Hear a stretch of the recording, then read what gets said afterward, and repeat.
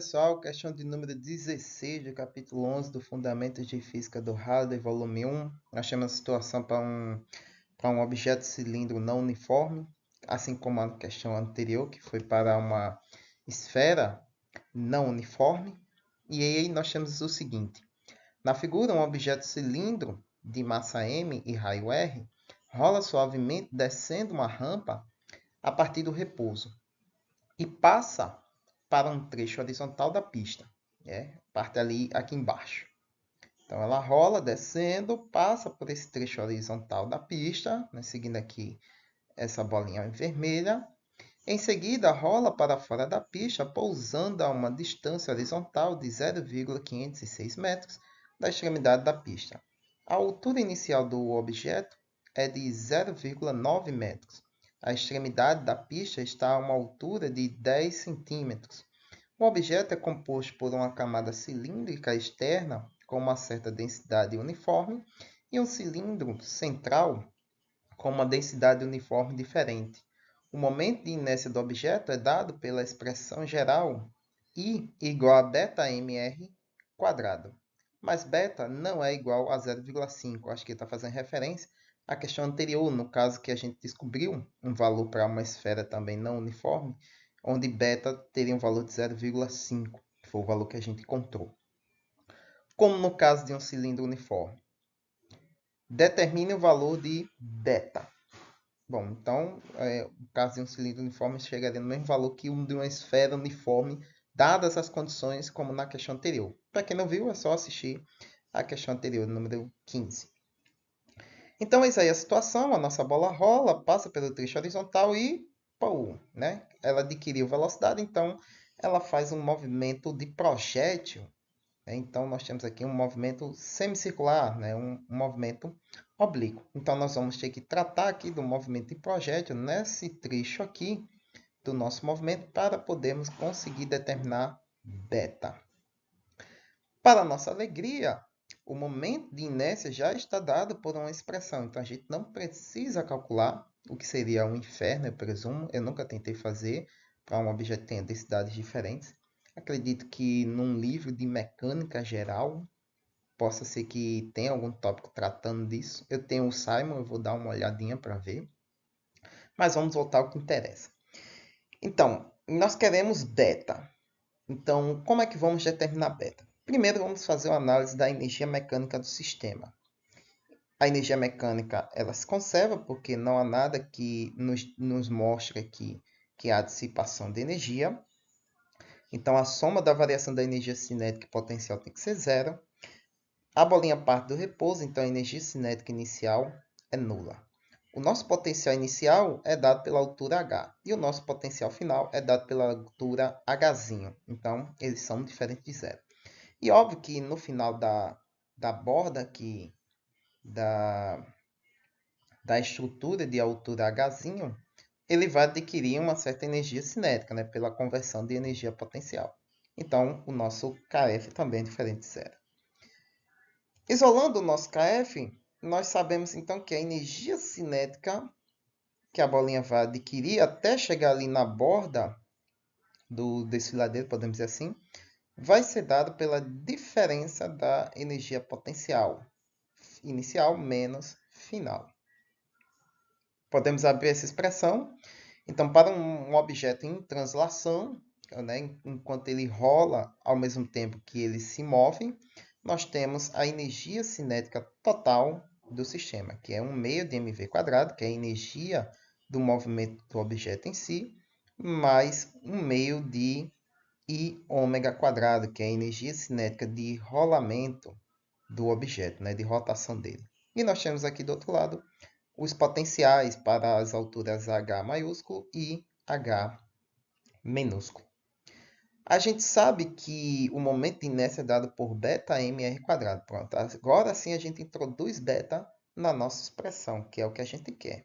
A gente sabe também que ômega é v sobre r, velocidade linear sobre o raio desse objeto em rotação. Substitui todo mundo ali. Coloquei aqui também em evidência o nosso mg. Eu troquei por M maiúsculo para não confundir. nossos R maiúsculos também, para não causar confusão. Então, nós vamos ter toda essa expressão aqui. Vocês podem ver que m multiplica todos os termos da igualdade, então podemos colocar em evidência o quociente entre os m's vai ser 1, então podemos eliminar. Nós temos ali no termo do meio r² sobre r², então também podemos eliminar, ficando apenas 1 meio de v² mais 1 meio de βv² igual a g, que multiplica a diferença entre a altura maior e a altura menor. Podemos colocar v em evidência, né? O nosso 2 também está ali no quociente, a gente coloca no numerador e isola beta. Então, nós temos que beta depende de 2g sobre v² multiplicado pela diferença entre as alturas menos 1. Porém, nós temos uma variável ali que nós não conhecemos, que é a velocidade com que a bolinha chega aqui, ó, né? Nesse ponto aqui, em que ela vai começar a ter um movimento oblíquo, né? Um movimento de projétil. Então, temos que descobrir que valor é esse para V. Aí sim, agora a gente analisa o movimento de projétil. Como o objeto imediatamente antes de começar a se mover aqui como um movimento oblíquo, ela não possuía movimento na vertical, apenas na horizontal, então a gente presume que no início desse movimento, presume não, aferimos, né, concluímos que o movimento inicial no eixo y, né, o eixo vertical, é nulo. Então a velocidade inicial dela é zero. E aí podemos aplicar Torricelli para verificarmos qual vai ser a velocidade com que a bolinha vai atingir o chão. Então nós temos a velocidade inicial é nula, então temos simplesmente que a velocidade com que a bolinha vai atingir o chão é dada por raiz de 2hr. Né? Nosso y ali é h, que é a altura hzinho, né? De onde a bola partiu até chegar no solo. Com isso, a gente sabe também o seguinte: quanto tempo a bolinha vai levar para chegar até o chão, né? Até o piso? Aí fazemos de novo, né? A velocidade inicial é nula e nós temos que o tempo vai ser dado pela velocidade em y, né? A velocidade com que ela vai atingir o chão, sobre g. Mas a gente sabe que a velocidade em y, né? É raiz de 2gh. Para que fazer isso? Para a gente poder calcular qual é a velocidade da bolinha quando deixa ali o nosso platô. Porque agora a gente vai analisar o movimento em x. Analisando o movimento em x agora, o movimento horizontal, a gente sabe que ela vai se deslocar na horizontal uma distância d minúscula. E no capítulo 4, né, a gente aprende que ao analisar de forma independente os eixos do movimento em mais de uma dimensão, a gente pode tratar de forma independentemente e reduzir o problema a um problema unidimensional, que foi o que eu fiz aqui. Primeiro analisei apenas para y, agora eu vou analisar o movimento para x. E como não há nenhuma aceleração atuando em x, isso significa que o movimento em x é uniforme. Então, a velocidade com que a bola deixou em x, né? A componente x, né? A velocidade em x com que a bolinha deixou a altura hzinho vai ser a mesma com que ele vai tocar aqui no solo, né? Para o eixo x.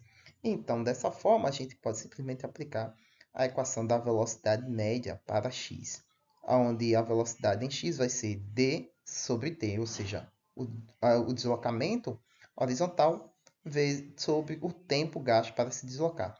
E como o movimento acontece simultaneamente, tanto para x quanto para y, o tempo com que a bola vai levar para descrever o deslocamento em h vai ser o mesmo para percorrer a distância em d. Então, esse t aqui é raiz de 2gh sobre g. E podemos substituir. Reescrevendo aqui, a gente tem que esse v em x é dado pela expressão gd sobre raiz de 2gh. E quem é esse v em x? É justamente a velocidade que a bolinha atingiu aqui na borda da altura hzinho. Então, podemos substituir lá na nossa expressão.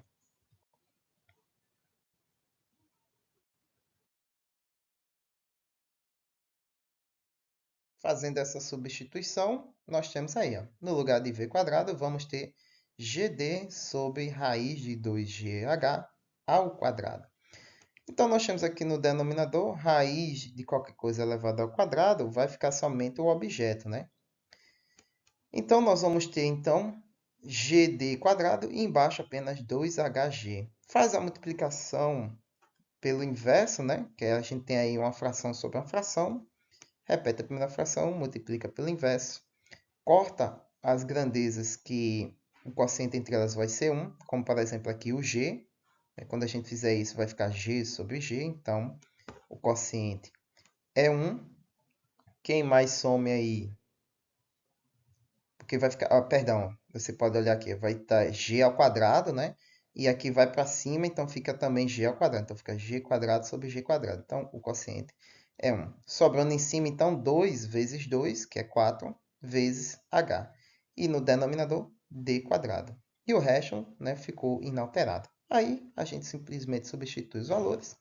H minúsculo é 10 centímetros. A distância D é 0,505 metros, né, ou 50,6 centímetros. E a altura H, 90 centímetros, ou 0,9 metros. Resolvendo o problema, nós chegamos a um valor de 0,2498 e mais uns quebrados. Então, para arredondar, 0,25. Muito bem, pessoal, é isso aí. Espero que tenham gostado, espero que tenham acompanhado a linha de raciocínio comigo até aqui na resolução desse problema. Uma questão de nível 3, não tão difícil, mas trabalhosa, que você tem que aí compensar muitos conceitos, né? Levar em consideração muitos conceitos aí para chegar no resultado final. Crítica, dúvidas, sugestões aí embaixo na caixa de comentários. Curtam, compartilhem, se inscrevam no canal se você é novo. E como sempre, né? Até a próxima questão.